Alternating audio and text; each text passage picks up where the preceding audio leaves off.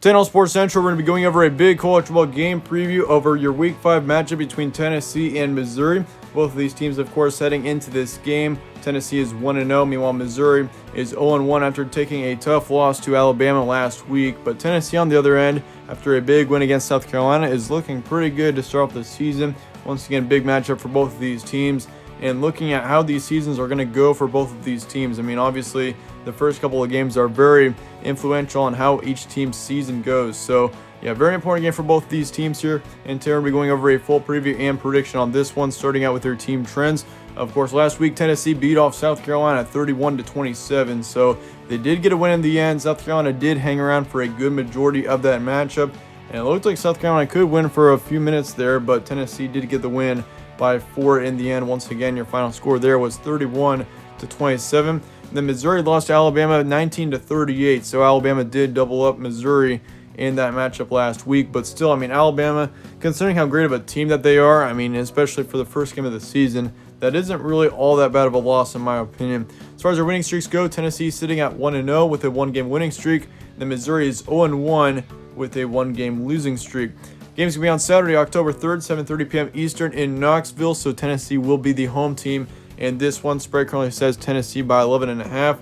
Your ESPN FPI is Tennessee as well at 65%. Then your Vegas prediction says a low-scoring matchup, actually a really low-scoring one, considering how college football usually is, with a 17-13 win out of Tennessee. So that was kind of a bit of a surprise there. Obviously, with the Vegas predictions and the Vegas site that I use, usually the scores are predicted to be in the 30s and the 20s usually. So, yeah, for a 17-13 score, it's expecting this game to be quite low scoring for both these teams. Something interesting to note there.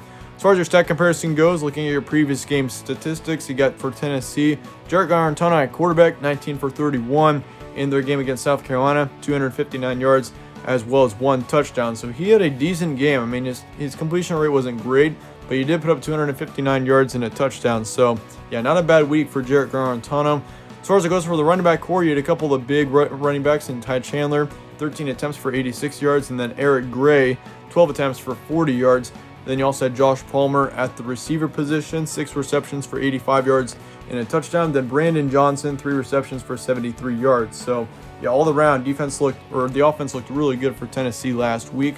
And as far as it goes for Missouri, of course, you had to play a tough Alabama defense. So, I mean, the offense really was not, or they weren't really able to put up a big performance. But Sean Robinson did put up a decent week and a decent game for sure. He put up 19 for 25, 185 yards, and a touchdown as well. So not all that bad out of Sean Robinson last week.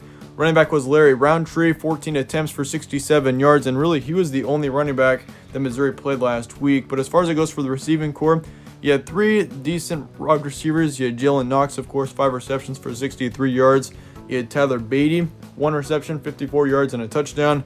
And then Dominic Jacinto, 3 receptions for 44 yards. Sorry if I'm pronouncing that wrong. But as far as it goes for Missouri last week, once again, having to play as tough of a defense as Alabama was, yeah, certainly that was just kind of a tough game for them. But still, I mean, yeah, Sean Robinson did not have a bad game considering how much or how little of experience that he has. Once again, 19 for 25 really is not that bad of a completion rate out of him, especially for his first main game as a starting quarterback. Looking at your key points, of course, Tennessee had a good win to start off with Jarrett Garantano. I mean, he played pretty well for this team. And all around, I mean, South Carolina, they're not a great team, and I'm not sure that they'll be a bowl team this season, but still, I mean, a 31-27 win, a win's a win in my opinion for Tennessee. So, yeah, that was a good win out of them last week. Missouri played a tough Alabama team. I mean, that's already clear and evident.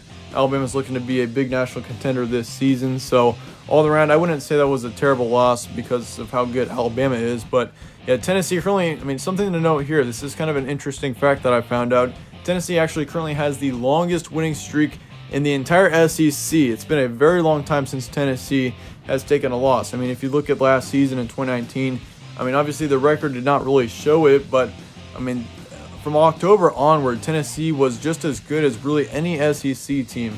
I mean, yeah, or except for LSU for that matter. But I mean, they looked really good, especially in the second half of the season.